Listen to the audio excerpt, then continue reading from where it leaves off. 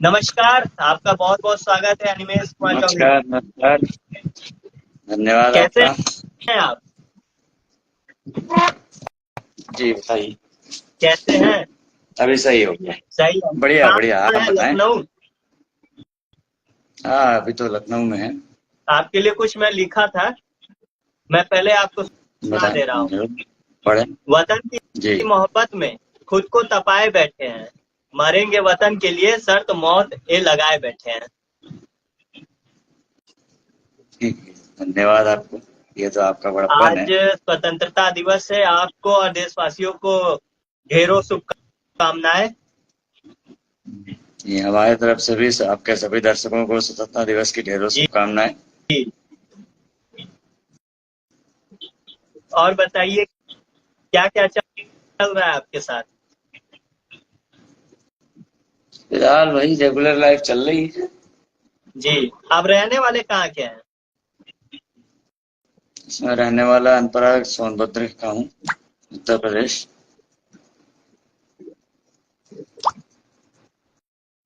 जैसे कि आप लोग को दर्शक, आप लोग को मैं बताया हूँ कि राजनीतिक गतिविधि, विदेशी मुद्रा, देश हित और समाज के उत्थान और पतन पर इनसे चर्चा होगी। साथ ही साथ ये एक अकाउंटेंट भी है जो 2047 तक जो विकसित भारत का लक्ष्य है उसमें इनका योगदान काफी रहने वाला है।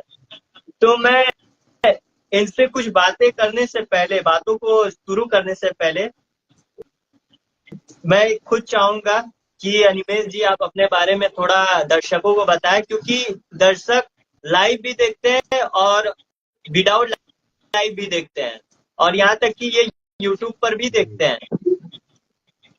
जी, जरूर। नाम तो आपने बता ही दिया है जी। मेरा। ठीक है। मैं अपना बैकग्राउंड में आपको बताऊं। मैं ऐसे रहने वाला बेसिकली सोनभद्र का जी। हूँ। और शुरुआती मेरी पढ़ाई लिखाई जो है वो डीएवी से हुई, डीएवी अनपरा से। जी। उसके बाद फिर कॉलेज लाइफ मेरी वहीं अपना लोकल एबीआरपीजी से मैंने कॉलेज लाइफ कंप्लीट जी। की। उसके बाद कॉलेज कंप्लीट होते होते तक मैंने कुछ फैमिली रीजंस की वजह से अपना जॉब जॉब ज्वाइन कर ली। मैं 2012 से ही जॉब कर रहा हूँ। इसी बीच थोड़ा बहुत मुझे पॉलिटिक्स में भी इंटरेस्ट रहा, क्योंकि पिताजी हमारे पॉलिटिक्स बैकग्राउंड से ही थे। काफी काफी दिन उन्होंने शिवसेना की सेवा की। उसके बाद फिर कल्याण सिंह जी की पार्टी बनी थी, जन क्रांति पार्टी, उसके प्रदेश अध्यक्ष भी रहे। जी। तो मेरा बैकग्राउंड पॉलिटिकली शुरू से ही है। मुझे इंटरेस्ट शुरू से ही आता था, लेकिन मैं फिर उस समय पार्टिसिपेट नहीं करता था इन सब चीजों में, बिकॉज समय की कमी होती थी। जी। फिर जब थोड़ा सा आगे बढ़े, जब लोगों से मिलना जुलना शुरू हुआ, आस पड़ोस देखा कि क्या हो रहा है क्या नहीं हो रहा है, तो कभी 2-4 बार लोगों से कांटेक्ट भी हुआ। अब उसके बाद मेरा अपना इंटरेस्ट भी बढ़ा। तो देखिए, जो बात है फैक्ट रखनी चाहिए, ठीक है, क्योंकि पब्लिक है, सब जानती है। हम्म। हम खुद 2 बार ट्राई किए। हम खुद 2 बार लोकल लेवल पे ट्राई किए, लेकिन सक्सेस नहीं मिली। अब भाई इलेक्शन है, जहाँ 10 लड़ेंगे वहां कोई एक ही जीतेगा, बाकी 9 तो हारेंगे ही। तो मेरा बाकी 9 में नाम आया, वो एक जीतने वाले में नाम नहीं आया। जी। उसके बाद फिर अपनी अपनी जिम्मेदारियों की वजह से फिर हम ज्यादा इंटरेस्ट नहीं ले पाए। फिर हम लग गए अपनी नौकरी में। जी। लेकिन फिर भी क्या है, बीच बीच में हम देखते रहते हैं और आस पड़ोस में हो क्या रहा है सारी चीजें देखना, समझना, उसके बारे में निष्पक्ष राय रखना। मेरा वो सीन नहीं है कि मैं सरकार का पक्षधर हूं, तो सरकार अगर गलत भी कर रही है तो मैं उसको पाटने जी। चलूंगा। सरकार गलत कर रही है तो मैं उसको सामने लाता हूँ, और जहां सही रहते हैं वहां डट के खड़े रहने वाला भी सीन है। तो यही है अपने साथ कि भाई देखिए, हम सरकार के समर्थक हैं, लेकिन समर्थक इस वजह से भी नहीं है कि गलत हो रहा है तो हम उसके साथ खड़े हो जाएं। जी। जहां गलत करेंगे लोग, वहां हम ब्लंट रिप्लाई करते हैं। तो आपसे कुछ सवाल भी है जो हमने आपके लिए बनाया हुआ है। जी। आपसे ऐसा लगेगा क्योंकि आप हंसेंगे जरूर, लेकिन मैं आपसे पूछना चाहूंगा। जी। आपसे मैं जी। पूछ जी। रहा हूँ, देश सर्वोपरि है या परिवार सर्वोपरि है? मैं सभी के लिए ये सवाल है ये कि देश और। अब देखिए, अब इस सवाल के लिए, ये टेक्निकल सवाल है, ठीक है, इसमें दोनों तरफ से जवाब मिलेंगे जी जी, आपको। आप बताइए अपना। अब चूंकि आज आपने 15 अगस्त के दिन ये सवाल पूछा है कि देश सर्वोपरि है या परिवार, तो जवाब आपको हमारी तरफ से मिलेगा, भाई देश ही सर्वोपरि है। ठीक है। लेकिन अगर आप तकनीकी तौर पे जाएं तो परिवार को सर्वोपरि रखने के बाद ही हम देश के लिए बना सकते हैं कुछ। ठीक है। अगर मान लीजिए हमारे घर में 10 सदस्य हैं, तो वो 10 सदस्य और एक हम मिलके देश के नागरिक होते हैं जी और नागरिक से देश बनता है। बिल्कुल। बात को समझिएगा। इसलिए ये आपका जो सवाल है ये द्वार्थी सवाल है, इसके दोनों जवाब हैं और मैंने आपको दोनों ही दे दिए कि भैया नागरिक से देश बनता है, लेकिन सर्वोपरि देश ही रहेगा। नागरिक से गांव बनते हैं, नागरिक से शहर बनता है, नागरिक से देश बनता है। जी जी। अच्छा ये बताइए, देश में चेंजेस को आने में, देश में चेंजेस क्या क्या होना चाहिए कि देश विकसित भारत की ओर बढ़े? चेंजेस अगर आप देखिए, अगर आप बदलाव की बात करते हैं तो सबसे पहले तो बदलाव अपने अंदर होना चाहिए। सबसे पहला जो बदलाव की जरूरत है वो हमारे अंदर है। सबसे पहले अपने अंदर बदलाव ये होना चाहिए कि अपने निजी स्वार्थ को बाहर करे आदमी। जब तक अपना निजी स्वार्थ दूर नहीं होगा तब तक बदलाव की उम्मीद रखना भी बेईमानी है, क्योंकि हम जिससे बदलाव की उम्मीद कर रहे हैं वो भी हमारे आपके जैसा इंसान ही है। ठीक है। तो अगर हम उससे बदलाव की उम्मीद करें कि वो अपने आप में कुछ बदलाव लाए, सुधार करे, चेंज करे, तो पहले हमें अपने आप को चेंज करना होगा। मिसाल मैं आपको एक बहुत छोटा उदाहरण देता हूँ। ठीक है। दैनिक जीवन में कई बार आपने भी ये चीज फेस किया होगा, हम भी फेस करते हैं और कई लोग फेस करते हैं। हम सभी के घरों में इस समय बिजली है। ठीक है। बिजली का बिल आता है, मान लीजिए हमारा 500 रुपए का बिल आया, हमने नहीं भरा।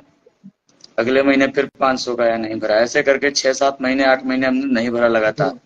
500 का एवरेज पकड़िए, आता है 4000 रुपए। अब हम अगर ये सोच रहे हैं कि बिजली विभाग ईमानदार बन जाए, बिजली विभाग चोरी ना करे, तो पहले हमको अपना निजी स्वार्थ छोड़ना पड़ेगा कि भैया हम 4000 प्लस लेट फीस भरेंगे। अब हम वो 4000 प्लस लेट फीस को बचाने के लिए बिजली विभाग के किसी अधिकारी या किसी लाइनमैन को कहते हैं, भाई ऐसा कर, तू 150 ले ले, तू इसको जो है जीरो करा दे। ठीक है। हम वो 4000 बचाने के लिए 500 रुपए थर्ड पार्टी की जेब में डालते हैं, हमारा बिजली हो जाता है कंजम्पशन जीरो। बराबर। अब क्या हुआ, आपने 4000 रुपए का तो चपत लगाया सरकार को, क्योंकि बिजली फ्री में नहीं बन रही है, उसकी लागत होती है। हम इसमें एक चीज आपको हम और बीच में थोड़ा सा आउट ऑफ द वे जाके बोल रहे हैं। लोग जो अफवाह उड़ाते हैं, अफवाह नहीं मतलब कई जगह तो है, मिठाई की तरह बांट रहे हैं लोग कि फ्री में 200 यूनिट, फ्री में 300 यूनिट। भाई फ्री आप अपनी जेब से नहीं दे रहे हो, आप हमारी ही जेब से छीन के हम ही को दे रहे हो और उसका पैसा भी हमसे वसूलते हो डबल करके। ठीक है। बिजली हो गया, पानी हो गया, या बस का सफर हो गया, या कहाँ जहां जहां फ्री की चीजें होती हैं कि नहीं ये चीज फ्री है, वो फ्री है, वो फ्री कुछ नहीं होता है।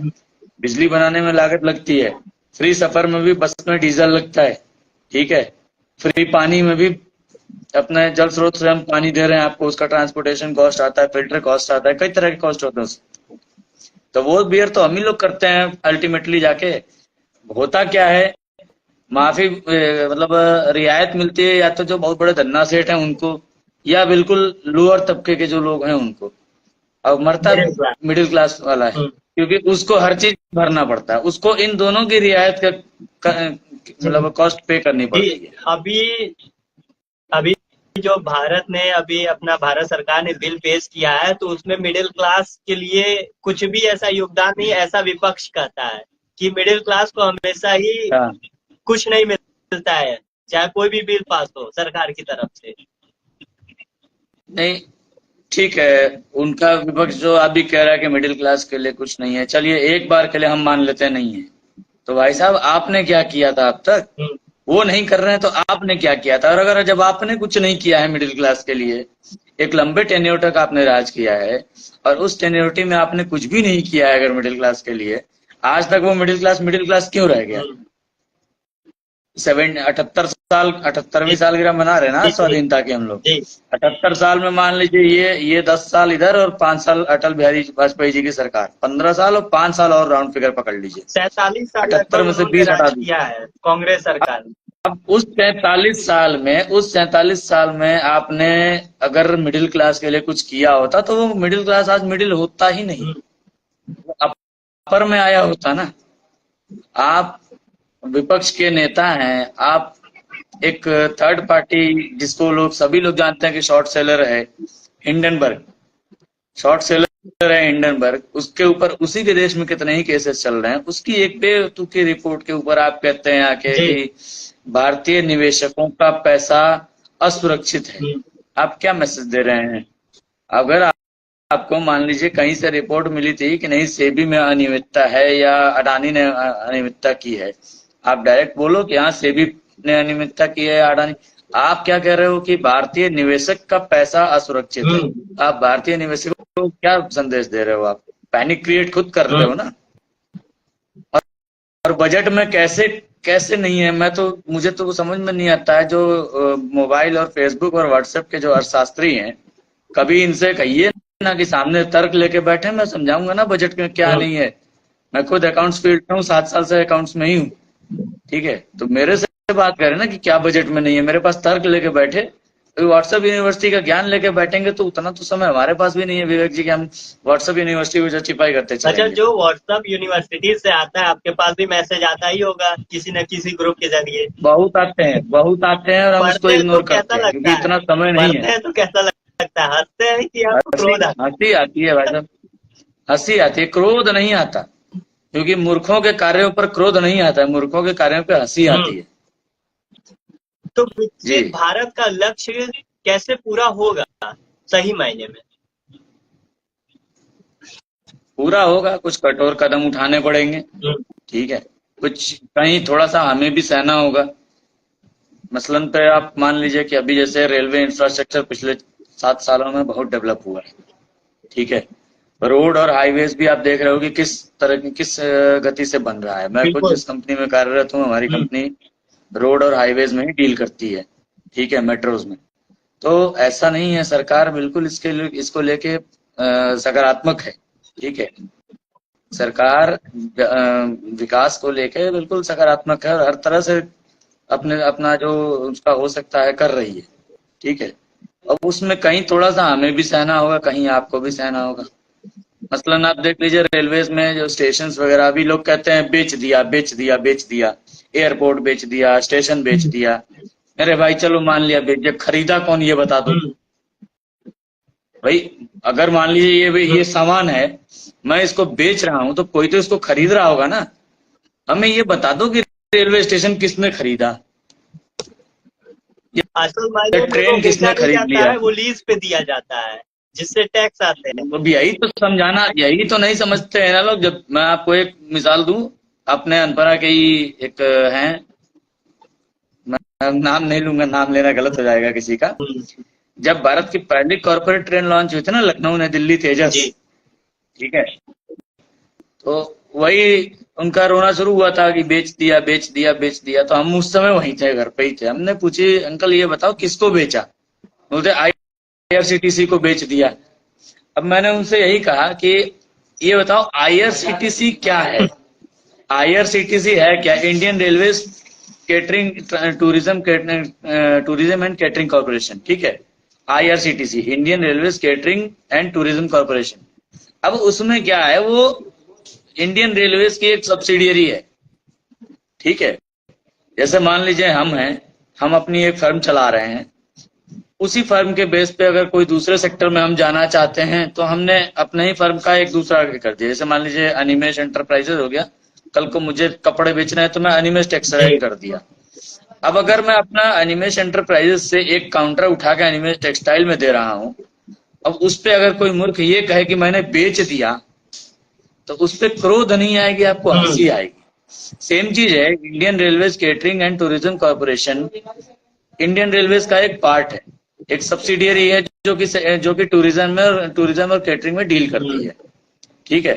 तो उस ट्रेन को आईआरसीटीसी को दिया गया था, और वो भी डेली रेंटल पर, बेचा नहीं गया था। बेचने का मतलब होता है कि मालिकाना हक दे देना, और रेंटल या लीज का मतलब होता है कि भैया किराए पे दिए तुमसे, हर रोज हमको इतना चाहिए। साधारण बात, अब उसका कुछ साधारण भाषा में ये है कि घर हम बनाए और उसे मैं रेंट पर दे दिया, उसका मुनाफा हम कमा रहे हैं और काम भी हमारा हाँ। अच्छा, घर अब का भी उसमें क्या निर्माण था हो रहा है। कि अब उस ट्रेन का क्या हुआ था कि उसका कुछ एक फिक्स है, मुझे एग्जैक्ट फिगर नहीं पता है, कि कितना अमाउंट है, लेकिन डेली का उसका फिक्स कर दिया था कि भाई मुझे इससे इतना चाहिए, आपका पैसेंजर हो जी। चाहे ना हो।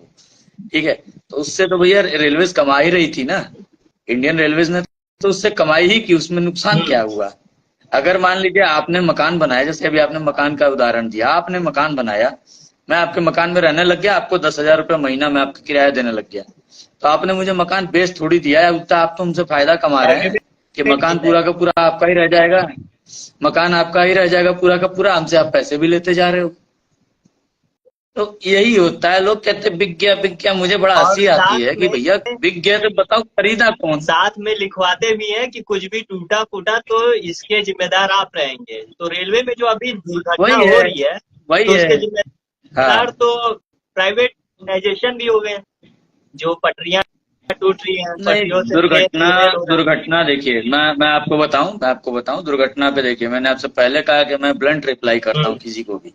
ठीक है, मैं ये नहीं है कि मैं मोदी समर्थक हूं तो मैं उनको छुपाऊंगा। दुर्घटनाएं क्या है कि पिछले 2 पंचवर्षीय से हम देख रहे हैं कि रेल मंत्री तो अलग होता है, लेकिन रेलवे की सारा कार्यभार जो है वो प्रधानमंत्री संभाल के चल रहे हैं। ठीक है, वंदे भारत को झंडी दिखाना है मुझे, तो वंदे भारत लॉन्च करते जा रहे हो। भैया वंदे भारत की कैपेसिटी है 200 जी। की। अभी 4-5 साल पहले एक फ्रांस से आई थी ट्रायल के लिए ट्रेन टेल्गो। हम्म। आप या आपके जो भी दर्शक हैं अगर यूट्यूब पे चेक करेंगे तो टेल्गो आई थी अपने यहाँ टेस्टिंग पर। उसकी टेस्टिंग हुई थी 200 किलोमीटर प्रति घंटे पर। उसको भारत से केवल इसलिए रिजेक्ट किया गया था कि उसके जो दरवाजे थे वो भारत के नॉर्मल प्लेटफॉर्म से डाउन थे, नीचे थे, प्लस उसके जो कोचेस थे वो अलग नहीं हो सकते थे, वो पूरा एक सेट ही होता था, ट्रेन सेट होता था। तो टेल्गो को कहीं ना कहीं इंडियन रेलवेज ने कॉपी किया और उसके बाद ये वंदे भारत का कॉन्सेप्ट आया। ठीक है, लेकिन टेल्गो और वंदे भारत में सबसे बड़ा डिफरेंस कहाँ रह गया कि टेल्गो 200 तक जाती है, वंदे भारत के उस वंदे भारत को 200 चलने के लिए ट्रैक्स नहीं है अपने यहाँ, जी। पटरियां नहीं है। ठीक है, पटरियां बिल्कुल नहीं है। अब दुर्घटना का कारण 3-4 है। दुर्घटना का सबसे पहला कारण है रेलवे में बहुत सारी वैकेंसीज हैं। मैं आपके चैनल पर जिम्मेदारी से कह रहा हूँ कि रेलवे में बहुत सारी वैकेंसीज हैं, लोको पायलट्स की, सेक्शन इंजीनियर्स की, स्टेशन मास्टर्स की, बहुत सारी वैकेंसीज हैं जिसपे गवर्नमेंट बिल्कुल मतलब क्या बोले उसको, उदासीन रवैया अपनाए पड़ी है। तो ओवर टाइम ड्यूटी एक तो सबसे बड़ा रीजन है कि रेलवे के लोको पायलट से ओवर टाइम ड्यूटी कराई जा रही है। कहीं ना कहीं ये चीज सच्चाई भी है, जिसमें कि कई बार मानवीय भूल से हादसे हो रहे हैं। दूसरी चीज तकनीक, आपने कवच डेवलप किया है, भारतीय रेलवे ने एक सॉफ्टवेयर या एक सिस्टम डेवलप किया है कवच, जिसमें अगर मान लीजिए 2 लोगों हैं आमने सामने आ गए तो इनका जो कवच सिस्टम है उसके वजह से ये दोनों रुक जाएंगे, बढ़ेंगे नहीं, ये एक जगह आके रुक जाएंगे। टेस्टेड एंड ट्रायल है, लेकिन इसको इम्प्लीमेंट नहीं कर रही है गवर्नमेंट। आप कितने पैसे खर्च करते रहे हो कहीं जाके कि नहीं हम बुलेट ट्रेन पे इतना लगाएंगे हम। अरे भैया बुलेट ट्रेन पे लगाओ, ठीक है, बहुत अच्छी बात है, आप बुलेट ट्रेन लाओ, आप मैगविल लाओ, आप जो लाना है लाओ, लेकिन जो पहले पैसेंजर है, जो बेसिक एम्यूनिटीज है, जो बेसिक सिक्योरिटी है, उस पर भी तो पैसे लगाओ। अभी इतने एक्सीडेंट्स के बाद शायद रेल मंत्री ने अनाउंस किया है कि जितने भी इलेक्ट्रिफाइड रूट्स हैं सब पे कवच लगाएंगे, कवच सिस्टम सब पे लगाएंगे जितने भी इलेक्ट्रिफाइड रूट्स हैं। तीसरा जो रीजन है एक्सीडेंट का, एकदम गाजर मूली की तरह बढ़ जा रही है कैजुअलिटीज, जो बढ़ रही हैं, जो मृत्यु दर बढ़ी है एक्सीडेंट में। ट्रेनों में जो आम जनता के लिए है, जैसे स्लीपर और जनरल, जिसमें normal middle class family travel करती है, उसको धीरे धीरे आप नोटिस करोगे तो धीरे धीरे हटाया जा रहा है। ठीक है, उनको हटा के उनकी जगह लगा रहे हैं क्या, ये एसी। एसी कोच या 3 AC इकोनॉमी जी। कोच। ठीक है, अब मिडिल क्लास का बंदा अगर है और उसको पता है कि मुझे लंबी दूरी पे जाना है, तो वो बस की जगह प्रेफर करता है ट्रेन को। तो आपको एक छोटा उदाहरण दूं, शक्ति नगर से लखनऊ स्लीपर का किराया 245 रुपए 200। है, सॉरी 280 रुपए, 200। 280 रुपए है। 290। और 280 रुपए है, उसको अगर आप यूपीआई से पेमेंट करके बुक करते हो तो 295 रुपए लगते हैं, और अगर कार्ड वगैरह लगाते हो तो 300 रुपए होता है पूरा पूरा। ठीक है, अब एक आम आदमी, मान लीजिए एक मजदूर वर्ग का आदमी, 300 रुपए में अगर वो लखनऊ पहुंच जा रहा है और वही 300 रुपये अगर वो बस में देता है तो वो बनारस तक पहुंचेगा, वो भी मुंह बांध के। जी। एक कप चाय भी वो एक्स्ट्रा नहीं पी पाएगा 300 रुपये अगर वो बस में दे रहा है तो। प्राइवेट में, रोडवेज की बात छोड़ दीजिए, रोडवेज में तो ज्यादा ही लगता है, ठीक है। 300 रुपये में अगर एक प्राइवेट बस में भी वो बैठ रहा है तो बिना चाय पानी पिए वो पहुंचेगा केवल बनारस तक। तो बनारस तक क्यों जाएगा, फिर वो ट्रेन ही लगेगा। अब सरकार यहाँ भी क्या है, यहाँ भी आपदा में अवसर ढूंढती है कि भैया वो ट्रेन ले रहा है तो एक काम करो कि बस से जाएगा तो 700-800 रुपए लगेंगे, ऐसा करो स्लीपर हटा के डाल दो 3 AC इकोनॉमी और किराया कर दो 750 रुपए। अब मेरे आपके दिमाग में है कि यार बस से भी उतना ही लगेगा, ट्रेन से भी उतना ही लगना है, चलो साले को ट्रेन से ही चलेंगे, 750 दे दो। हम हंस के या रो के लेकिन देंगे ना ट्रेन में, क्या देते भी हैं हम। और अब अगर सफर करना होता है वहां से तो हम तो ट्रेन में पे करते ही हैं, ठीक है।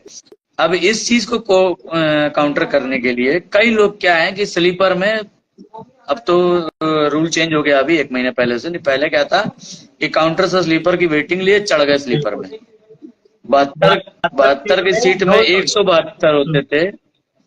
और भगवान न करे कहीं कोई दुर्घटना हुई तो मरने वालों की संख्या अथाह हो जाती थी, ठीक है। तो ये कुछ कारण है एक्सीडेंट में, कुछ अपने मतलब आप कहिए तो कुछ जानबूझ के भी लोग करते हैं, ठीक है। सारी गलती सरकार की ही जी। नहीं है। अभी थोड़े दिन पहले अभी आप देखेंगे यूट्यूब पे एक आया था, वो बंदा गैस सिलेंडर रख रहा है पटरी पर, पत्थर रख रहा है पटरी पे, खूंटे काट रहा है पटरी पे। कई ऐसे वीडियोज आते हैं जहां आपने देखा होगा कि व्यूअर्स। पटरी पर से नट बोल्ट खुले पाए जाते हैं, हाँ, कहीं पटरी पर सब्बल काट दिया गया है। वो मतलब दोनों ही चीजें हैं, मानवीय भूल भी है, सिस्टम और टेक्नोलॉजी की कमी भी है, और कुछ जानबूझ के भी लोग करते हैं, ठीक है। झारखंड में एक लड़के ने पटरी पर स्लीपर रखा था इसलिए क्योंकि कुछ रेलवे के खिलाफ उसकी कुछ थी। अब वही मैं समझा रहा हूँ कि मेरी आपकी व्यक्तिगत दुश्मनी हो गई।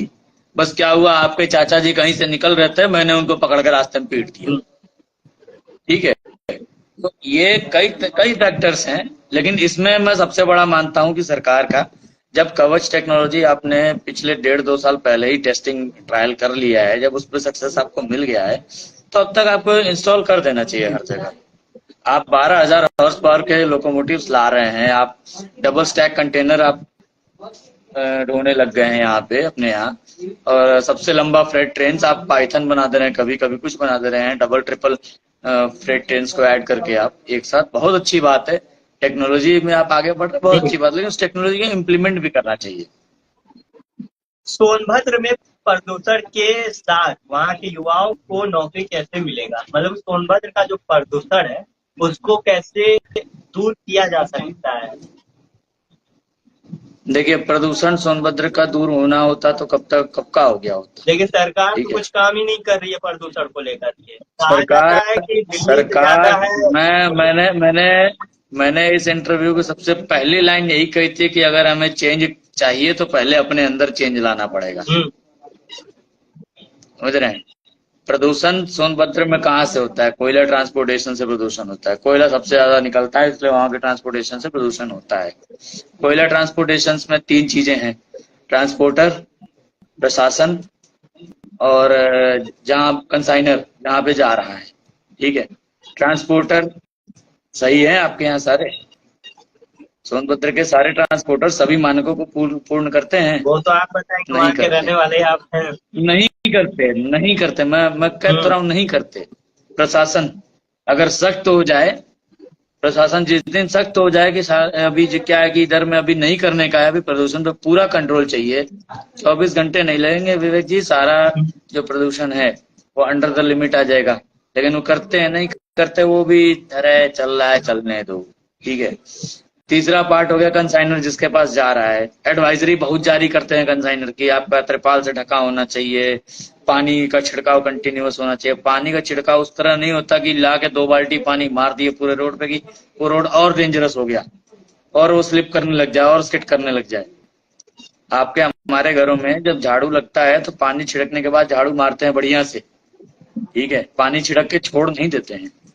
लेकिन सोनभद्र में, और खासकर मैं अपने क्षेत्र की बताऊं, शक्तिनगर से लेके रेणुकूट के बीच की जो बताएं, उस क्षेत्र में क्या है, पानी मारेंगे तो पूरा पानी ही मार देंगे, उस पर आए दिन बाइक वाले फिसल के गिरेंगे, दुर्घटनाएं होंगी। कई कई खत्म भी हो जाते हैं, कई ऐसे स्थिति में हो जाते हैं कि वो आजीवन अपंग बन के रह जाते हैं। ठीक है, प्रदूषण तो वहां पे जब तक प्रशासन सख्त नहीं होगी तब तक कुछ नहीं होगा। और प्रशासन को सख्त करने के लिए हर जगह योगी आदित्यनाथ नहीं जाके बैठेंगे चौकी पर कि हाँ भाई तुम टाइट हो जाओ। योगी आदित्यनाथ एक ऑर्डर जारी करेंगे, रेगुलेशन पास कर सकते हैं, वो हमारे आपके घर जाके नहीं बैठेंगे कि हाँ भैया तुम क्या नाम है ट्रक का सारा पॉल्यूशन का पेपर ऊपर अपडेट कराओ, त्रिपाल लगाओ, पानी छिड़को। ये योगी आदित्यनाथ नहीं करने जाएंगे, चाहे नरेंद्र मोदी करने जाएंगे। ये करना होगा वहां के लोकल जो क्षेत्रीय नेता हैं। मैं काहे क्षेत्रीय नेताओं पे करता हूँ, इसीलिए कि क्षेत्रीय नेता क्या है कि आज फलाने बड़े भैया से मिलने का सौभाग्य प्राप्त हुआ। अरे भाई कुछ कर्म ऐसे, मैं वही कह रहा हूँ, कुछ कर्म ऐसे कर लो कि लोग तुमसे मिलने के लिए सौभाग्य खोजें। लेकिन तुम्हें क्या है, देखिए मैं किसी का उपहास नहीं उड़ा रहा हूँ, लेकिन एक जो सच्चाई है बताता हूँ। आज का युवा नेता क्या करता है या युवा क्या करता है, आपने कही नौकरी। आज का युवा क्या करता है, सुबह उठेगा, अगर वो नेता है, सुबह उठेगा 10 बजे, हाथ पैर धोएगा, नहा धो के नाश्ता पानी करेगा, एक सफेद कुर्ता डालेगा या सफेद शर्ट डालेगा, उसके ऊपर काली सदरी डाला, नीचे जूते होते बढ़िया पहने टिप टॉप। रॉयल एनफील्ड या तो दहेज में मिल गई या तो कहीं से इधर उधर करके खरीद लिए तो खरीद लिए, क्योंकि रॉयल एनफील्ड भी ऐसा कर दिया है, सेल्फ हटा दे तो 70% रॉयल एनफील्ड वाले स्प्लेंडर पे आ जाएंगे। हम खुल के करेंगे क्योंकि उसका किक जब बैक मारता है ना तो टांगे टूटती हैं सीधी। ठीक है, सुबह सुबह रॉयल एनफील्ड लिए गए फलाने नेताजी के पास, शाम को 100-200 मिल गया, रॉयल एनफील्ड में तेल भराया, 2 पैक मारे, हो गया नेतागिरी, बन गए हम युवा नेता। ये है वहाँ के युवा नेता। ठीक है, हम भी वही हैं, हम देखते हैं वहाँ के नेता लोग क्या हैं। अभी पार्षद बने हैं ना लोग, जितने पार्षद बने हैं हमारे क्षेत्र में, हमारा नगर पंचायत हो गया है अनपरा, तो जितने पार्षद बने हैं, एक दो को छोड़ दीजिए तो बाकियों का यही रूटीन है भैया। अरे भाई हम तो 5 साल बन गए ना, पब्लिक तो बेवकूफ है, अगले पंचवर्षीय में फिर जाएंगे, थोड़ा मीठा मीठा बोल देंगे और 2-4 को सेटिंग कर लेंगे, हो गया, फिर जीत जाएंगे। समझ गए। और नौकरी तो आज के डेट में कोई करना नहीं चाहता। नौकरी की परिभाषा आप मालूम क्या है? नौकरी की परिभाषा है कि भैया जब तक सरकारी नौकरी नहीं हो तब तक नौकरी नहीं। तो ये सरकार नौकरी पैदा नहीं कर सकती, चाहे वो नरेंद्र मोदी की सरकार हो, चाहे राहुल गांधी की सरकार हो, चाहे लालू यादव की सरकार बन जाए, चाहे जिसकी बन जाए, नौकरियां पैदा नहीं की जा सकती। नौकरियां जितनी हैं, अगर 100 टेबल है हमारे एक ऑफिस में तो 100 टेबल पे ही 100 लोग ही हम यूज कर सकते हैं, 110 नहीं यूज कर पाएंगे। ठीक है, युवा ये नहीं सोचता है कि नौकरी का मतलब कि इतना। आप ये बताओ, प्राइवेट सेक्टर में इतना काम चल रहा है, ठीक है, आप ही जहां रहते होगे, बनारस, चंदौली या लखनऊ, कहीं भी रहते होगे आप, आसपास आपको दिख रहा होगा कि प्राइवेट सेक्टर के कितने सारे प्रोजेक्ट्स चल रहे हैं बड़े बड़े। क्या वहां नौकरियां नहीं है? लेकिन वहां नहीं जाएंगे, क्यों भैया? कि हमें सरकारी नौकरी चाहिए कि सुबह 10 बजे ऑफिस जाएं और 1:30 बजे अपना पंच आउट करके चले आए और महीने की लास्ट में पगार आ जाए, काम हो चाहे ना हो। और प्राइवेट में नौकरी करेंगे भैया तो मालिक तो 10,000 देगा तो 1 लाख का काम लेगा, वो ना छोड़े। तो मेहनत जिसको नहीं करना है उसके पास 50 बहाने हैं कि सरकार बेरोजगारी पर ध्यान नहीं दे रही है, सरकार ये दे रही है। सरकार नौकरी अगर आपको करने की इच्छा हो, अगर आपके मन में है कि मुझे नौकरी करना है, तो प्राइवेट में बहुत सारी नौकरियां हैं। सरकारी जरूरी नहीं है कि आप सरकारी ये करो, तैयारी करो, कोशिश करो, किस्मत में रही तो मिल जाएगी। 20-25 हजार रुपए में काफी अच्छी अच्छी नौकरियां सामने आ रही है। अरे भाई हमारी कंपनी में जहाँ हम कर रहे हैं यहीं पे 15-16 हजार में, 20 हजार में बढ़िया, सुबह 9 से शाम के 8 की नौकरी है, अपना आराम से ऑफिस में बैठ के काम करो, शाम को घर जाओ। युवाओं को सबसे ज्यादा क्या सीखना चाहिए कि उन्हें आसानी से नौकरी मिल जाए? मेहनत। आज का युवा समझ गया है कि जैसे मुझे सब कुछ फ्री में मिलता चले तो अच्छी बात है, जहाँ मेहनत लगे वो गलत है। तो युवा जब तक मेहनत नहीं करेगा तब तक नौकरी नहीं मिलेगी। मैं आपको भी पिछले 2-2.5 साल से फॉलो कर रहा हूँ, आपने जितना स्ट्रगल किया हुआ है तब आज जाके एक जगह बैठे हो सेटल होके। ठीक है, मैं विवेक चौरसिया को आज से नहीं 2-2.5 साल से जान रहा हूँ, तो मैंने देखा हुआ है आपका स्ट्रगल, कहाँ कहाँ आप कैसे कैसे किए हो। जहाँ जिन लोगों के साथ आपका मनभेद हो, आप मन मार के वहां नौकरी किए हो। क्योंकि आपने मन में ये रखा था कि मुझे आगे चलना है, मुझे आगे करना, ये नहीं था, ईगो नहीं थी। देखिए, प्राइवेट सेक्टर में जॉब के लिए सबसे बड़ा जो प्लस पॉइंट है ना, आपको अपने अंदर से आपका ईगो निकालना पड़ेगा। जिस दिन आपने ईगो निकाल दिया ना, उस दिन आप बैठ जाओगे बढ़िया से, एकदम प्राइवेट में जम जी जाओगे। जी। तो नौकरी, युवाओं को नौकरी या खुद का व्यापार करना चाहिए आपके? खुद का व्यापार करने में सबसे बढ़िया है, लेकिन खुद का व्यापार में भी थोड़ा सा लोग कहेंगे कि पूंजी नहीं है, ये नहीं है, तो उसके लिए भी तो गवर्नमेंट ने कई सारी स्कीमें चला रखी हैं। प्रधानमंत्री कौशल जो योजना, कौन सा प्रधानमंत्री हाँ, लोन, समृद्धि योजना, जो तमाम जो ऐसी फ्री ऑफ योजना है। कॉस्ट, हाँ, जो फ्री ऑफ कॉस्ट लोन देती है, 50,000 या 1 लाख रुपए तक की लिमिट है जो, जी वो भी प्रोवाइड कर रही है कि आप लेके उससे बिजनेस करो। तो जी। ना ना, मैं तो भाई सरकारी नौकरी चाहिए मुझे, तो वो चीज थोड़ा सा गलत है। लेकिन आप नौकरी की, हमारे समाज की भी दृष्टि थोड़ा सा अलग है। लोग नौकरी की तरफ पेरेंट्स अधिक देखता है, लेकिन युवा जो है अभी कुछ दिनों से, कुछ सालों से ही, जब से प्रधानमंत्री नरेंद्र मोदी का आना हुआ है, तो स्टार्टअप की तरफ अधिक लोग देख रहे हैं, व्यापार की तरफ। लेकिन बिल्कुल स्टार्टअप। समाज हमेशा लड़की को पसंद है पहला कि सरकारी नौकरी रहना चाहिए या घर वालों का। अब वो अब आप शादी विवाह पर आ रहे हो, तो नहीं, शादी जैसे विवाह पर समाज भी तो हम वही से एक बड़ा स्टार्ट होता है। ब्लंट में एक बड़ा ब्लंट रिप्लाई देंगे उस पे भी हम। हो सकता है कुछ दर्शक हो सकता है गलत समझ लें या अन्यथा ले लें, तो भाई हम तो यही कहेंगे, अन्यथा मत लीजिए, इसको सोचिएगा अपने पास। जैसे हमारा ही शादी विवाह की शादी बात वादी अगर नहीं अपनी हुआ है, लड़की, सुन लीजिए, हमारा ही शादी जब वादी नहीं हुआ मैं है। मैं बता रहा हूँ, मैं बता रहा हूँ, जी चलो मान लो, चलो बढ़िया एग्जांपल आपने दिया अपने आप का। चलो कल को विवेक चौरसिया जी की शादी के लिए रिश्ता आता है, ठीक है, लड़की कहे कि सरकारी नौकरी हमें चाहिए, तभी हम शादी करेंगे। सरकारी नौकरी इतना आसान है? चलिए, एक बार विवेक चौरसिया जी को मिल भी सकता है, लेकिन अनिमेष चौबे को नहीं मिलेगा, क्योंकि जो अपने अपने यहाँ बाबा साहब अम्बेडकर ने संविधान बनाया, उसमें एक ऐसा क्लॉज डाल दिया है कि सामान्य वर्ग में पैदा होना 302 से भी बड़ा गुनाह है। जी। समझ गए? सामान्य वर्ग में अगर कोई पैदा हो गया तो उसने 302 से भी बड़ा गुनाह कर दिया। उसको सरकारी नौकरी बहुत किस्मत रही तो मिल जाएगी, नहीं तो प्राइवेट में ही चलना है। हाँ अब चलो मान लो विवेक चौरसिया जी की शादी के लिए रिश्ता आया, विवेक चौरसिया जी को कहा गया सरकारी नौकरी रहेगा तभी करेंगे। जी लेट से मान लीजिए विवेक चौरसिया जी की सरकारी नौकरी है, ठीक। अब भाई लड़की आई, उसके पिता ने पूछा कि नहीं, विवेक चौरसिया की सरकारी नौकरी होनी ही चाहिए। अब विवेक चौरसिया की सरकारी नौकरी, विवेक चौरसिया कहेंगे भैया हम अब इतना दहेज लेंगे। हाँ। अब इस पे लड़की या समाज कहेगा कि नहीं, चौरसिया जी लालची हैं, चौरसिया जी हैं। अरे भैया, चौरसिया जी लालची कैसे हो गए? लालच तो पहले तुमने दिखाया ना, कि आते ही तुम कह रहे हो सरकारी नौकरी वाला चाहिए। तुमने ये नहीं देखा कि उसका क्या कैपेबिलिटी है, तुमने ये नहीं देखा कि उसका घर कैसा है, बैकग्राउंड क्या है, फैमिली बैकग्राउंड क्या है। तुम सीधा बोल रहे हो कि सरकारी नौकरी चाहिए। तो तुम शादी करने नहीं आए, तुम खरीदने आए थे।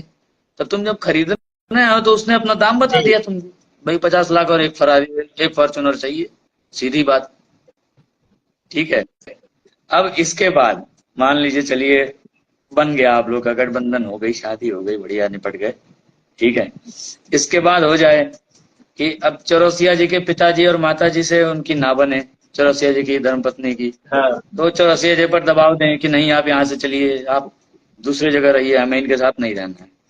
वही चीज चौरसिया जी के धर्मपत्नी के भाई साहब की शादी हो और उसके भाई साहब अपनी पत्नी के साथ चले जाए बाहर, तो चौरसिया जी की पत्नी कहेंगे नहीं तूने गलत किया, तू माँ बाप को कैसे छोड़ सकता है? भाई तुम अपने माँ बाप को छोड़ के चला गया तुम्हारा भाई, तो तुम उसे गलत कहो, लेकिन तुम हमें कह रहे हो कि हम अपने माँ बाप को छोड़ें? कोई बात है? हिंदुस्तान में तो शादी विवाह की व्यवस्था यार बड़ी तो गंदी है भाई। भारत में जो समझ समाज गए? का सोच है वो बदलना चाहिए कि नहीं बदलना चाहिए? क्योंकि प्राइवेट बदलना वाले चाहिए था लड़के। बहुत पहले, लेकिन अब तक नहीं बदला है। सुनिए, बदलना चाहिए था बहुत पहले, लेकिन अब तक नहीं बदला है। आना बदलेगा। समझ गए?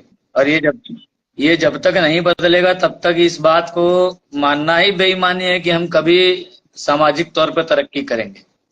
आर्थिक तौर पे करेंगे तरक्की, बिल्कुल करेंगे। आर्थिक तौर पे अगर ये सरकार चलती रही बढ़िया बिना किसी रोक टोक के ठीक ठाक, तो 5 साल 10 साल में आपको बहुत सारी चीजें ऐसी दिखेंगी जो बढ़ जाए। जी मेरा एक मित्र है, लोग कहते थे पहले कि शेयर मार्केट में पैसा नहीं लगाना चाहिए, डूब जाता है, फला होता है, ढिमका होता है। मेरा एक मित्र है, मेरे कहने पे क्योंकि देखिए हम बड़े पूंजीपति नहीं है, बस ये थोड़ा है कि थोड़ा हम रिसर्च वगैरह रखते हैं, जानकारी रखते हैं, तो थोड़ा हम लोगों को आइडिया देते रहते हैं। ठीक है, मेरे कहने पे उसने सितंबर 2023 में 25,000 रुपए इन्वेस्ट किए थे शेयर मार्केट में। आज के टाइम में बताएं, जब मार्केट थोड़ा सा बराबर चल रहा है, कंसोलिडेट करके चल रहा है, आज के डेट में उस 25,000 रुपए की कीमत उसकी है 60,000 रुपए। समझ रहे हैं? मतलब अगर वो आज के आज अपना सारा होल्डिंग बेचना चाहे तो उसको 60,000 रुपए मिल जी जाएगा। अब आप बताओ, 25,000 रुपए का एक साल भी पूरा नहीं हुआ है अभी, 100% से ऊपर उसको बेनिफिट मिल रहा है, तो क्या मार्केट में पैसा डूब गया? हम्म, और वो भी ये हाल तब है जब राहुल गांधी जैसे लोग ये कह रहे हैं कि भारतीय निवेशकों का पैसा जो है वो सुरक्षित जी नहीं है, तब ये हाल है। तो ऐसा नहीं है, पैसे बनाने के बहुत सारे तरीके हैं। अब इससे मैं आपको रोजगार वाले बात पे भी आ जाऊं। भाई देखिए, आप अगर कहीं रोजगार भी कर रहे होते, कहीं नौकरी कर रहे होते 15-20 हजार रुपए महीने की भी, तो ऐसा नहीं है कि 5,000 रुपए महीना सेविंग नहीं रखेंगे आप। 4-5 महीने में 1,000, 2,000, 5,000 करके इसी में सेविंग कर लेंगे अगर, तो यही आपको डबल ट्रिपल हो जाता है, मल्टीपल टाइम मल्टी बैगर हो जाता है।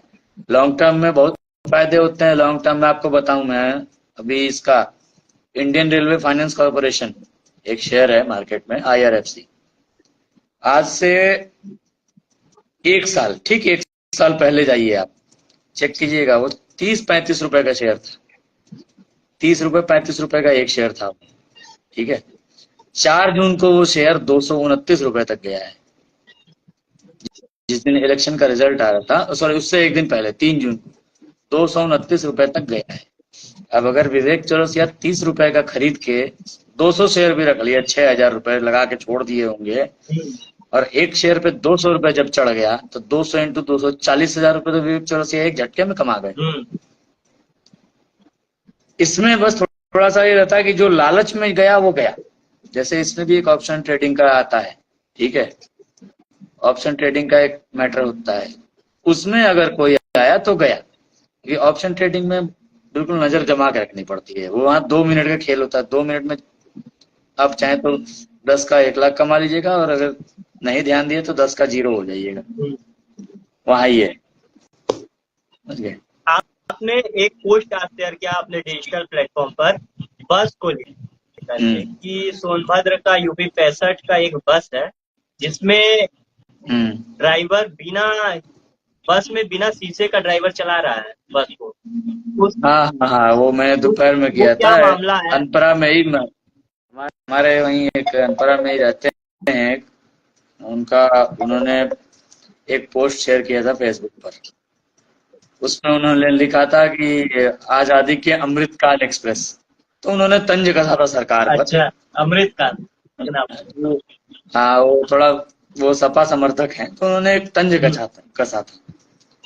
तो हम आपको बताया कि हमारा वो सीन नहीं है कि हम अगर मोदी का सपोर्ट कर रहे हैं तो हम मोदी के मतलब गलत चीजों को भी या सरकार की गलत चीजों को हम कवर अप करेंगे, हम नहीं करते हैं।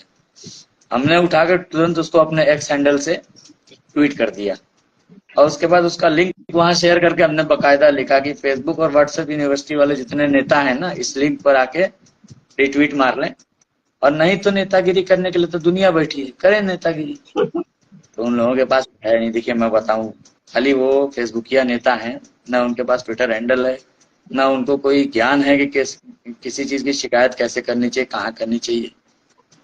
फिर भी हमने उसको शेयर किया क्योंकि वो गलत भी है। आप बताइए, वो क्षेत्र घाटी पहाड़ों से घिरा हुआ क्षेत्र है, वहां पे रेणुकूट जाने से पहले आपको 2 घाटी है। एक महीने पहले ही कई ऐसे दुर्घटनाएं हुए जिसमें कई यात्री अपनी जान गंवाए। वही चीज कह रहे हैं कि उस सड़क पर 2 घाटियां हैं रेणुकूट पहुंचने से पहले, और जिसको बनारस तक जाना होगा उसको तो कई घाटियां चढ़नी उतरनी होती होंगी बस में। अब सामने का आप कांच ही नहीं दे रहे हो, बारिश होने लग जाए तो पानी तो सीधा जाए ड्राइवर के चेहरे पे, ठीक है, धूल करता डस्ट पूरा पैसेंजर खा रहा है अंदर। अब कोई दुर्घटना हो, कोई घटना हो जाए कहीं से, तो बचाव के लिए है क्या उसके पास? वो तो सीधा मृत्यु को दावत है। तो वही हमने लिखा कि 65 से 33 पर आ गए, तब भी समझ में नहीं आ रहा है लोगों को कि पब्लिक के लिए नेतागिरी करें और वहां के जो हमारे यहाँ के जो क्षेत्रीय नेता हैं वो कि आज फलाने भैया से मिलने का सानिध्य प्राप्त हुआ। अरे भाई हम तो तब समझते जब आप उस बस के सामने खड़े होके और उसका शीशे तुरंत ऑन द स्पॉट चेंज कराते। अनपरा काशी मोड़ की वो फोटो है, बिंदनगर डिपो सबसे करीबी डिपो है जहां मेंटेनेंस वगैरह होता है। हम तो आपको तब मानते जब आप वहां पे खड़े होकर तुरंत दूसरी बस बिंदनगर डिपो से अरेंज कराते पैसेंजर्स के लिए और इस बस को वापस भेज के इसको मेंटेन करा के दोबारा मंगाते। हम तब जानते कि आप नेता हैं। और ये हम दोनों के लिए कह रहे हैं, विपक्ष के लिए भी कह रहे हैं, सत्ता पक्ष के लिए भी कह रहे हैं। वो जिन अंकल ने वो फोटो डाली थी अमृत महोत्सव एक्सप्रेस, उनका उन्होंने फोटो लेकर डाल दिया, लेकिन उनकी हिम्मत नहीं हुई कि वो जाके ये करें। हाँ, एक्स पर उनको ये नहीं हुआ कि हम अपने 50 नेता लेके खड़े हो जाए कि नहीं भैया इस बस में तो पैसेंजर नहीं जाएगा। उनमें इतनी हिम्मत नहीं आई। हाँ, वो बस फेसबुक या नेता है, व्हाट्सएप यूनिवर्सिटी से पढ़े हुए ग्रेजुएट हैं। उनको कह दो कि गाली देना है मोदी को या धर्म वाली राजनीति करनी है तो उसमें वो एक्सपर्ट है, वो करेंगे। और कुछ आप कहना चाहते हैं अपनी तरफ से?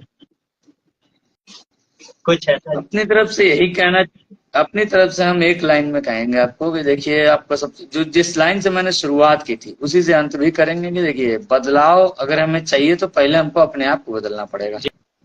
अगर हम अपने आप को नहीं बदल रहे हैं, अपने आप में सुधार नहीं ला रहे हैं, तो हम आपसे उम्मीद नहीं रख सकते कि आप सुधर जाओ, क्योंकि आपके अंदर भी मेरे जैसा ही एक इंसान बैठा है जिसके मन में कई तरह की चीजें हैं। आपको देश कैसा लगता है? यही है, हमें सुरक्षित लगता है भाई, जिसे नहीं लगता उसका हम नहीं जानते, हमें तो सुरक्षित लगता है। आपको सुरक्षित लगता है? हाँ बिल्कुल, लोग दूसरे देश से भाग भाग के यहाँ आके शरण ले रहे हैं, तब इससे बढ़िया क्या मिलेगा। बांग्लादेश में जो अभी फिलहाल जो हुआ है उसमें भारत एक्शन ले रहा है कि नहीं ले रहा है इसका कुछ अता पता नहीं चल रहा है, लेकिन बांग्लादेश में जो हो रहा है अगर आप सही से पूछो तो मेरे हिसाब से सरकार वेट एंड वॉच वाले मोड में है। हम ये भी नहीं कह सकते कि एक्शन नहीं ले रहा है, क्योंकि नहीं ले रहा होता तो ये जो जेनोसाइड हुआ 2-3 दिन वो नहीं रुकता। अभी बहुत कम हुआ है जेनोसाइड जो हुआ उधर में, और ले रहा होता, अगर मैं कहूँ कि ले रहा है तो ऐसा नहीं होता कि मारे गए होते लोग, ठीक है। तो मुझे लगता है ये वेट एंड वॉच वाले मोड में भी चल रहे हैं। तो और कुछ ये भी देख रहे हैं कि वहां क्या बनती है परिस्थिति। और कुछ कहना चाहते हैं? और कुछ यही कहना है कि भाई देखिए, जिसको भी नेता बनने का है, जैसे 2-3 चीजें मैं कहूंगा। एक तो रोजगार का मतलब यही नहीं कि सरकारी नौकरी, बिल्कुल। रोजगार का मतलब प्राइवेट जॉब भी होता है, अपना सेल्फ ओरिएंटेड बिजनेस भी होता है, सेल्फ स्टार्टअप भी होता है, ठीक है। तो जो युवा वर्ग है, जो मतलब आप समझ लीजिए 20 से 35 के बीच का है, जिसको अपना घर परिवार चलाने की जिम्मेदारी उठानी है, वो तीनों ऑप्शन देखें। सरकारी तो आप ट्राई करते रहो, मिल गई तो आपकी किस्मत, ना मिली तो कोई बात नहीं। प्राइवेट में बहुत स्कोप है इस समय। ये गवर्नमेंट 10 साल रही है, 10 साल में इसने इंफ्रास्ट्रक्चर को जबरदस्त बूस्ट किया है, चाहे वो रेलवेज हो या रोडवेज हो या जो भी हो, ठीक है। तीसरा सबसे बढ़िया तीसरा ऑप्शन भी है कि आप अपना सेल्फ स्टार्टअप कर लो। गवर्नमेंट उसके लिए आपके पास कई तरह की स्कीम रखी है, लोन्स दे रही है विदाउट इंटरेस्ट टाइम पीरियड के लिए, या सब्सिडी पे आपको कई सारी चीजें अवेलेबल करा रही है। आजकल लोन बहुत आसानी से मिल जाता है। हाँ मिल जाता है, उसी को तो अब वही तो कहे, जो चीज आपको आसानी से मिल जा रही है उसकी आपके पास कीमत नहीं है, लेकिन उसको चुका पाना लोगों को बहुत थोड़ा सा मुश्किलों का दौर हो जाता है। ऐसा भी नहीं है, ऐसा भी नहीं है, ऐसा भी नहीं है, बिल्कुल नहीं है। चुकाने की नीयत नहीं होती है लोगों की।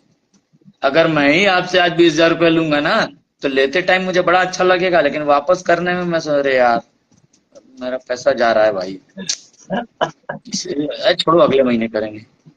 ये मेंटेलिटी है, वो नहीं है कि लिए तो वापस भी कर रहे हैं, समझ गए। ऐसा नहीं है। हम मार्केट में, हमारे अनपरा मार्केट में हम कई लोगों को देखे हैं जो ठेले पे या रेडी पे सब्जी वगैरह बेच रहे हैं, 20,000, 25,000, 50,000 का लोन लिया, अपना बिजनेस कर रहे हैं, डेली चुका रहे हैं, क्योंकि उनमें ये इंटेंट है कि मुझे चुकाना है, मुझे वापस करना है। उनमें खा के बैठने वाला इंटेंट नहीं है। और आपको एक बात बताएं, लोन खा के बैठता गरीब नहीं है, लोन खा के बैठते हैं जिनके पास खूब है,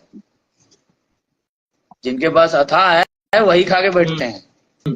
गरीब अपना कर्ज चुका के जाता है, चाहे मिडिल क्लास अपना कर्ज चुका के जाता है। लोन सही है कि गलत है?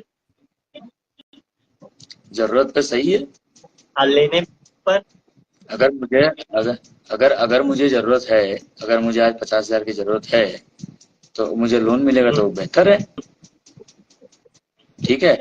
लेकिन वो बेहतर तब है जब हम लेके वापस चुका दें। अब लेके हम बचा जाएंगे तो भाई वो तो गलत जी। है।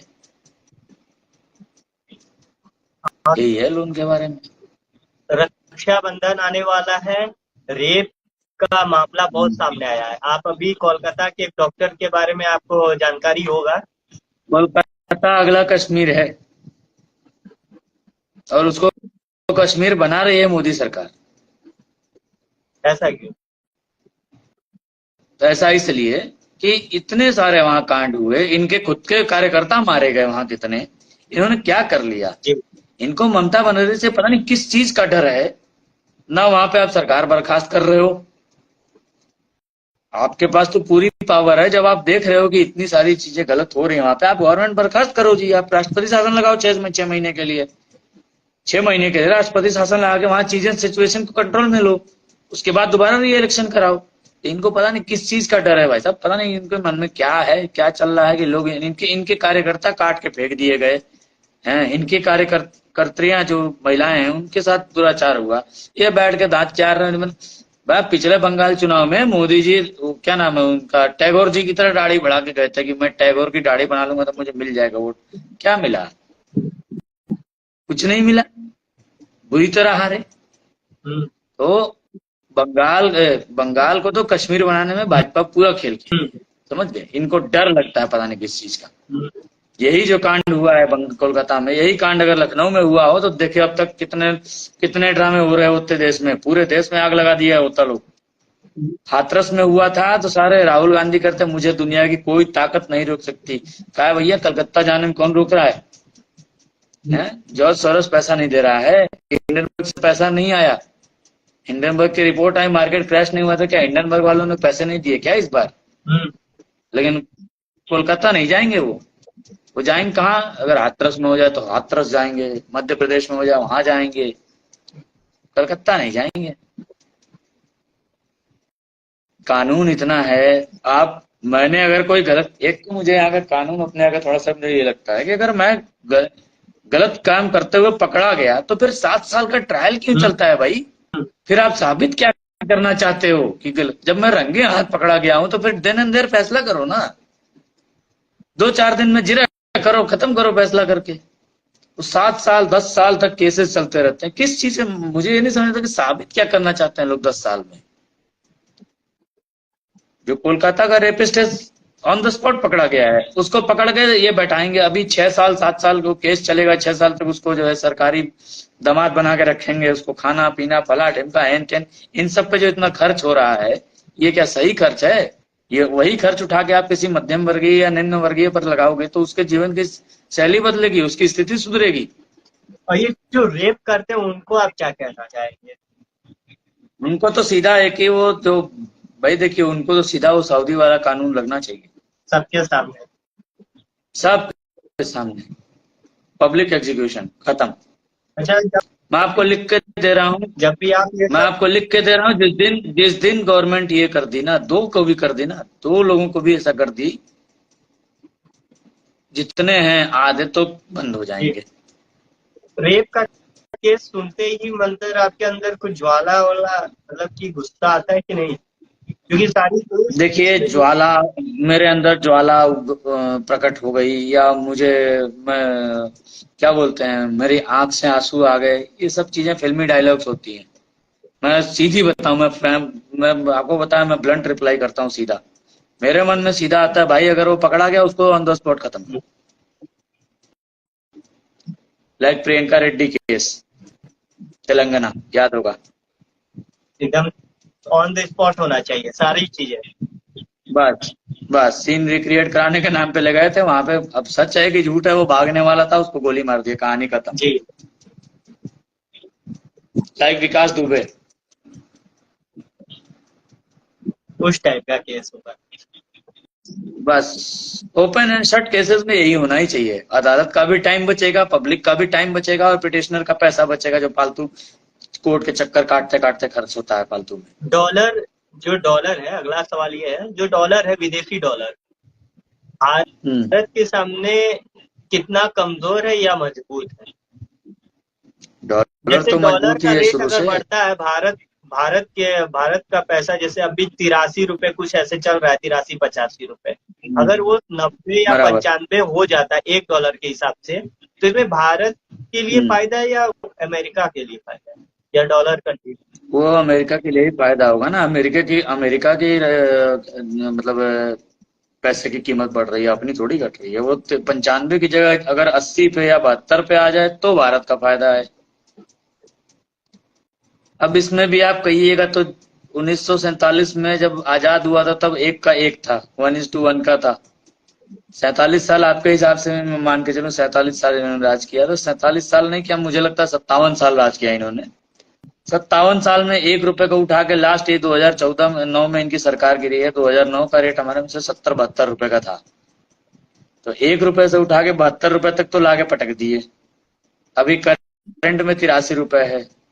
ठीक है, 83 या 82 ऐसा ही कुछ है, एग्जैक्ट फिगर ग्यारहवा मुझे साल नहीं याद है अभी। 11वां साल चल रहा है, भाजपा की हाँ, सरकार को तो एक अब एक रुपए के हिसाब से 72 से बढ़ना है। 83, 11 साल में 11 रुपए इन्होंने बढ़ा दिया। इन्होंने भी तो 1-1 रुपए 1 साल का बढ़ा है। ठीक है, बढ़ा के इन्होंने बहुत बड़का वीरता पदक वाला काम नहीं किया है, इनको नीचे लाना चाहिए था। लेकिन जो बढ़ने की गति थी उस पे लगाम जरूर लगाए हैं ये। नीचे कैसे आएगा? कहाँ आप नीचे आने के लिए बहुत कुछ बदलना होगा। नीचे आने के लिए अर्थव्यवस्था बदलनी होगी, अपने सिस्टम चेंज करने होंगे। और जो मॉनेटरी एक्सचेंज है, जैसे हम अमेरिका से कोई सामान लेते हैं तो हमें डॉलर में पे करना पड़ता है। ठीक है, लेकिन वहां अपना इंडियन रुपीज नहीं चलता। जैसे अभी इन्होंने रशिया में किया कि रशिया में इंडियन रुपीज चलने लग गए। रशिया में अब इंडियन रुपीज से ट्रांजैक्शन हो रहा है। रशिया से जो ऑयल आ रहा है वो गवर्नमेंट ऑफ इंडिया अपनी करेंसी में ट्रेड कर सकती है। उस तरह से इनको अन्य देशों से भी बैठाना पड़ेगा समन्वय, तभी ये नीचे आ पाएगा। दूसरी चीज, जब तक तेल के लिए दूसरों पर डिपेंडेंट हैं, जैसे गल्फ कंट्रीज हो गया या अमेरिका हो गया, तो थोड़ा सा मतलब पॉसिबल करंट टाइम में तो नहीं लगता। आने वाले 5-7 साल में तो पॉसिबल नहीं है कि नीचे आए। हाँ, ये अगर ये रोक लें तो बहुत बड़ी कामयाबी होगी इनकी। अगर ये रोक के चलते हैं या एवरेज को बिल्कुल कंट्रोल करके चल रहे हैं तो बहुत बड़ी कामयाबी होगी। कहते हैं कि अगर भारत कुछ भी अगर प्रोडक्ट बनाता है और वो विदेश में अमेरिका को बेचता है, अगर भारत में वो 13 रुपए का है तो अमेरिका को $13 में बेचता है, तो इसमें भारत को बहुत फायदा नहीं, होता ऐसा ऐसा नहीं है। ऐसा नहीं है। आप समझिए, 13 रुपए प्रोडक्शन कॉस्ट है। 13 रुपए हमारी प्रोडक्शन कॉस्ट है। मान लीजिए फोन है ये मेरा, है। इसकी प्रोडक्शन कॉस्ट है 13,000 रुपए। ठीक है, अब अगर इसको मैं अमेरिका भेजूंगा तो इस पे 13,000 रुपए का प्रोडक्शन कॉस्ट, फिर लॉजिस्टिक्स, फिर अपने यहाँ के जो कस्टम ड्यूटीज टैक्सेस वगैरह हैं वो सब लगाऊंगा ना, इस पे सब चीज लगा के जी, भेजूंगा ना। तो वो ट्रांसपोर्ट सब वगैरह एडअप लाने करके के। जो सम बैठेगा, मैं वही कर रहा हूँ, जो इसको एडअप करके जो सम बैठेगा उसी सम को हम उनके करेंसी में कन्वर्ट करके उनको उतने में बेचते हैं। ये ऐसा जी, होता है। नहीं, मुनाफा कुछ और होता है कि नहीं? मतलब ये दोगुना तो मार्केट के हिसाब मुना- से तो होता ही बिना बिना मुनाफा का कुछ नहीं व्यवसाय है। में एक चलता है सर। बिजनेसमैन है बिहार के, वो आलू हम्म। बेचते हैं अमेरिका में, हम्म। लगभग उनका हर दिन आलू काफी मात्राओं में बेचते हैं विदेशियों को। हम्म। तो उनका ठीक है। करोड़ों रुपए में मुनाफा एक आता है। तो उनसे मेरी एक बार बातचीत हुई थी, उनके असिस्टेंट से। तो उन्होंने बताया कि हमारे यहाँ हम्म। नौकरी तो है, लेकिन नौकरी तब हम देते हैं जब आप किसानी करते हैं। किसानों को नौकरी हम्म। देते हैं। बिहार में एक ऐसा उन्होंने चलाया है, और कोलकाता तो मैं माल सुना जाती है। नहीं हूँ। मैं उनके बारे में सुना नहीं हूँ। अब आप बताओ तो मैं पढ़ूंगा जरूर उनके बारे में जी, कि उनका क्या पैटर्न है, कैसे चलाते हैं। जी। ठीक है, पर वो भी अमेरिका भेजते होंगे आलू, तो डायरेक्ट अमेरिका नहीं भेज पाते नहीं, नहीं, होंगे आलू। उन्हें कई हिस्सों में उनका आलू फैले भी जाता है, साउथ। अमेरिका जाता होगा तो बहुत सारे चैनल से होके जी, जाता होगा कोलकाता से निकलता है तो श्रीलंका बैठता है, श्रीलंका से ना। निकलता है तो साउथ अफ्रीका से फिर और वो डायरेक्ट अमेरिका के व्यवसायी को नहीं बेचते होंगे आलू, उनसे खरीदता होगा कोई बड़ा आड़ती, कोई बड़ा जो ब्रोकर जिसको कहते हैं मिडिल मैन, वही खरीदता होगा। तो उनको पेमेंट वो डॉलर में नहीं करता होगा, उनको रुपए में ही पैसा जैसे देता होगा। अडानी खरीदते हैं। अडानी क्या खरीदते हैं? अडानी या कोई भी, देखिए मैं अब आप अडानी पर आके थोड़ा स्माइल कर रहे हैं, मैं समझ रहा हूँ आपकी बात, ठीक है। अडानी की बात अगर आपने की तो उससे पहले लेस जानते हैं, लेस की चिप्स आप लोग खाते हैं ना, हम भी खाते हैं, खूब खाते हैं। पंजाब में ये लेस क्या करती है? पंजाब में डायरेक्ट किसानों का कॉन्ट्रैक्ट फार्मिंग है, ठेका पे किसानी कराती है वहां पे। और जितना आता है, अगर 100 रुपए का लागत लगा, 10,000 का आलू हुआ तो 10,000 का पूरा उठा के ले जाते हैं, 100 रुपए से ऊपर नहीं देती, ठीक है। तो अडानी अंबानी या कोई भी बड़ा बिजनेसमैन, आज बिरला ग्रुप या कोई भी, वो हमेशा उसके साथ रहता है जिसके हाथ में पावर है। ये सब बचकानी बातें हैं कि अडानी ऐसा अडानी ऐसा। भैया अडानी अगर मोदी के रिश्तेदार लगते हैं तो राजस्थान में काहे को गहलोत सरकार में उसको हजार करोड़ का प्रोजेक्ट पकड़ा दिया गया था? चाहे छत्तीसगढ़ में काहे के लिए डील किए हैं? अगर अडानी मोदी का रिश्तेदार है तो काहे छत्तीसगढ़ में डील कर रहे हो भैया? हटा दो ना, दूसरे को दो। वहां पे कई सारी पावर सेक्टर में कंपनियां हैं, उनको दो। इसलिए ये सब बचकानी चीजें हैं। यही व्हाट्सएप यूनिवर्सिटी का ज्ञान है कि अडानी अंबानी। अरे भैया 14 पहले क्या अडानी अंबानी क्या सड़क पर फुल्की चाट बेचते थे? इसके पहले भी व्यवसायी ही थे।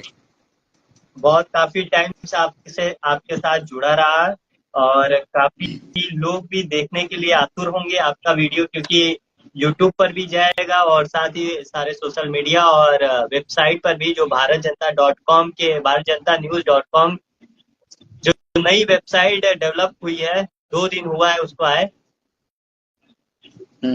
उस पर भी आपका वीडियो जाएगा। और हम चाहेंगे कि आपसे एक बार फिजिकली आपसे मिले, हाँ, आप और हम दोनों एक कुर्सी पर बैठ करके दोनों तरफ आपका इंटरव्यू लें बहुत जल्द। बिल्कुल चर्चा होनी चाहिए। चर्चा देखिए हर जगह होनी चाहिए, लेकिन हमारा सीधा एक ही चीज है कि चर्चा आप तार्किक करिए जी। सामने फैक्ट रख के बात करने में जो क्लियरिटी आती है, वो ऐसा नहीं है कि अब वही बताया तो कि वो बस की फोटो उठा के डाल दिया उन्होंने फेसबुक पे, उनका काम हो गया जी। भैया मैं तो आपको तब मानता कि आप वाकई में जनप्रतिनिधि, जब आप वहीं रुक के विंध्यनगर डिपो से दूसरी बस मंगाते, सारे यात्रियों को दूसरी बस में बैठाते और तब रवाना होने देते बस, मैं तब मानता कि आप बहुत बड़े नेता हैं। आपने क्या किया कि फेसबुक पे उठा के डाल दिया और व्यंग कस रहे हैं कि अमृत महोत्सव एक्सप्रेस। तो भैया आप भी उसी अमृत महोत्सव एक्सप्रेस की सवारी कर लो एक बार। जी। तो लोग क्या है, आजकल एक कल्चर चल गया है कि अगर कोई घटना हो रही है तो ये फोन उठाया, ये वीडियो बना लिए और उसको पोस्ट कर दिए फेसबुक पे, हो गया मेरी जिम्मेदारी पूरी। तो ऐसे तो आप जीवन में कभी कुछ नहीं कर पाओगे। फोटोज और फेक वीडियोस भी काफी प्रचलन में है। एआई का दुरुपयोग हो रहा है जी।